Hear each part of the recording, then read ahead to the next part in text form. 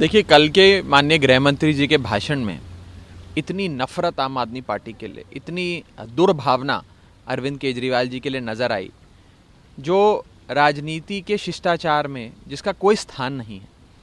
और मुझे लगता है इतने बड़े पद पे बैठे शख्स को, जो एक बार कभी सरदार वल्लभ भाई पटेल उस पद पे बैठे थे, उस पद पे बैठे किसी शख्स को इस प्रकार की भाषा का इस्तेमाल शोभा नहीं देता। लेकिन उन्होंने जो भी बातें कही उसमें मोटे मोटे तौर पे उनकी बातों में एक स्वीकृति थी, एक एक्सेप्टेंस थी कि 2015 तक दिल्ली में सब कुछ ठीक था। 2015 के बाद दिल्ली सरकार से सारी शक्तियां छीनने के कानून बनाने की आवश्यकता आन पड़ी। तो ऐसा क्या हो गया 2015 में? 2015 में आज़ाद भारत के इतिहास में सबसे प्रचंड बहुमत की अरविंद केजरीवाल की सरकार बन गई। अरविंद केजरीवाल जी की सरकार बनी तो बीजेपी की राजनीति दिल्ली से खत्म हो गई, बीजेपी का सुपड़ा साफ हो गया, बीजेपी के नेता पॉलिटिकली अनएम्प्लॉयड हो गए, राजनीतिक तौर पर बेरोजगार हो गए। तो फिर ये योजना भाजपा ने बनाई कि दिल्ली की सरकार को ध्वस्त कर दो, निरस्त कर दो, या कभी भाजपा की सरकार तो बन नहीं पाएगी तो सरकार ही खत्म कर दो। इस उद्देश्य के साथ उन्होंने ये कानून बनाया और इसे खुद सदन के पटल पे गृह मंत्री जी ने प्रत्यक्ष रूप से नहीं तो अप्रत्यक्ष रूप से स्वीकारा और 2015 के बाद की गतिविधियों का हवाला देते हुए कहा कि हम अरविंद केजरीवाल की सरकार बनने के बाद ही ये शक्तियां छीनने वाला कानून लाए। दूसरी बिंदु, उन्होंने पंडित नेहरू, डॉक्टर अंबेडकर और सरदार वल्लभ भाई पटेल की बातों की याद दिलाते हुए, जो उन्होंने 1920 के दशक में, 40 के दशक में कभी बातें कहीं, उन बातों के आधार पे ये कहने का प्रयास कर रहे थे, इसलिए हम ये कानून लाए हैं। मैं तो हैरान हो गया। वो भाजपा जो रोज़ पानी पी पी कर पंडित नेहरू को गालियां देती है, उनके बारे में न जाने क्या क्या दुष्प्रचार फैलाती है, वो आज नेहरूवादी हो गई। गृह मंत्री अमित शाह जी नेहरूवादी हो गए, उन्हें नेहरू जी की याद आने लगी।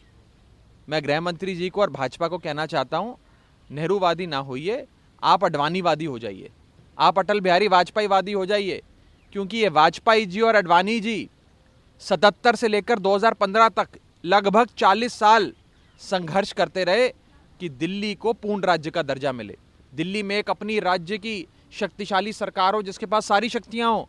इसके लिए तो अडवाणी जी और वाजपेयी जी लड़ते रहे। तो मेरा भाजपा के लोगों से हाथ जोड़कर निवेदन है, नेहरूवादी मत बनो, अंबेडकरवादी मत बनो, वो तुम बन नहीं पाओगे।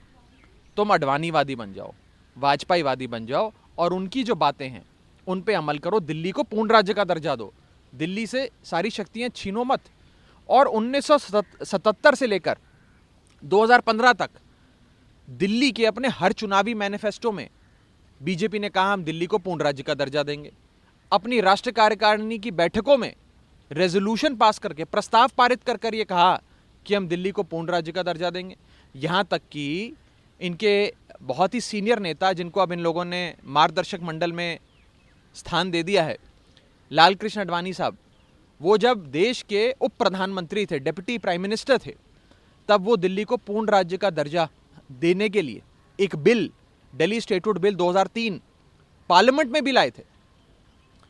एक आज के भाजपा की सरकार है, आज की मोदी सरकार है, माननीय गृह मंत्री जी हैं, जिन्होंने सरकार से जो बची कुची शक्तियां छीं वो भी छीनने का कानून ले आए हैं।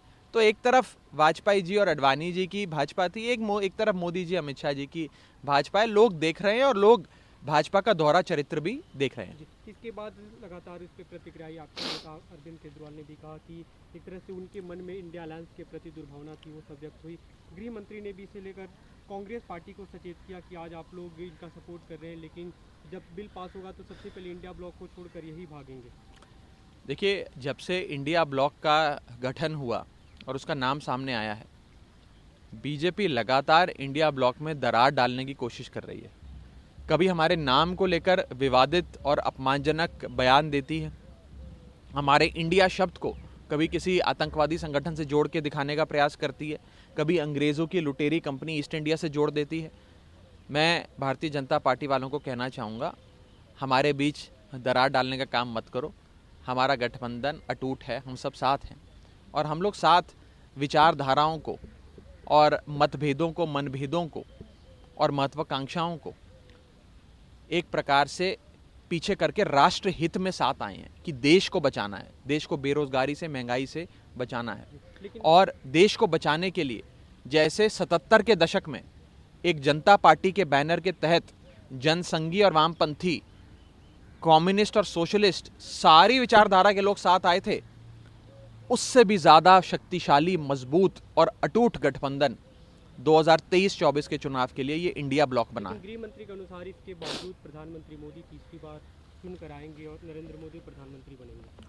देखिए, ये तो जमहूरियत में जनता फैसला लेती है। मुझे लगता है कि जिस शख्स को ये बार बार और जिस पार्टी को ये बार बार बोलने की आवश्यकता पड़ रही हो कि हमारी सरकार बन जाएगी 2024 में, हमारी सरकार बन जाएगी 2024 में, वो अवश्य ये छुपाना चाहती है कि उनकी क्या कमज़ोरियां हैं, देश में कितना गुस्सा है इन लोगों को लेकर।